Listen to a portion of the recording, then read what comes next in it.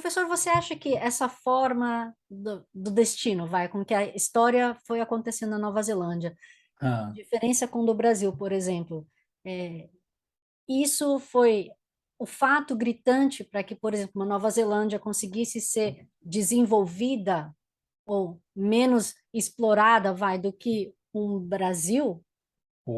já aí você abriu É uma uma hipótese casa de gigantesca. uma casa de marimbondo, como a gente diz na Bahia.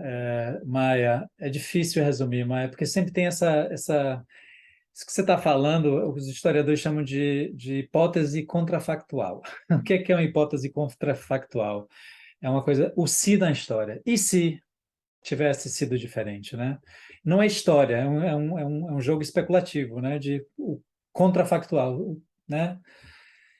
É, eu acho assim, Maia, a gente no Brasil, volta e meia, eu acho que especula contrafactualmente de uma forma bem ingênua, assim. E se os ingleses tivessem chegado, não, tem sempre isso. E se os holandeses tivessem ficado em Os Pernambuco, lembra? espanhóis. Pois é, eu acho isso um erro, porque normalmente quando as pessoas falam, teve a Nova Zelândia, teve a Austrália, as pessoas esquecem da Nigéria, da Jamaica, dos outros países que foram colonizados pelos ingleses e que estão em situações bem diferentes e bem parecidas com a do Brasil, né? Então, eu acho que mais do que pensar qual foi o colonizador, acho que a gente tem que pensar os períodos que essa colonização aconteceu, né? Então, os ingleses que chegaram na Nova Zelândia no século XIX eram ingleses bem diferentes dos ingleses que chegaram na Jamaica no século XVI, sabe? Isso fez toda a diferença. Então, pelo que eu entendo, assim, de novo, correndo o risco de falar besteira, porque eu não sou historiador do Império Inglês, mas os ingleses que chegaram na Nova Zelândia no século XIX, eles de algum jeito queriam mostrar para o resto do mundo, e principalmente para os franceses, porque a competição era com os franceses, que eles eram bons colonizadores, sabe? Que Hum. eles poderiam. Isso já eram os ingleses que já tinham passado, de novo, enfatizo, pela Nigéria, pela Jamaica, já tinham feito muito estrago no mundo inteiro, mas eles queriam mostrar que no Pacífico eles poderiam ser agora iluminados, garantir direitos humanos, que era uma agenda nova do século XIX, direitos trabalhistas, etc. e tal. Então, eu acho que a sorte, de algum jeito, da Nova Zelândia foi mais isso, foi mais temporal do que com os ingleses, né? Outra coisa que foi o diferencial foi a habilidade maori de peitar os ingleses.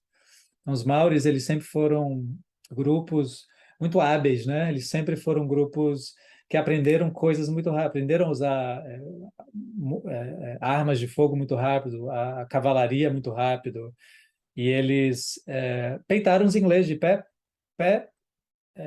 em pé de igualdade. Dizem, né?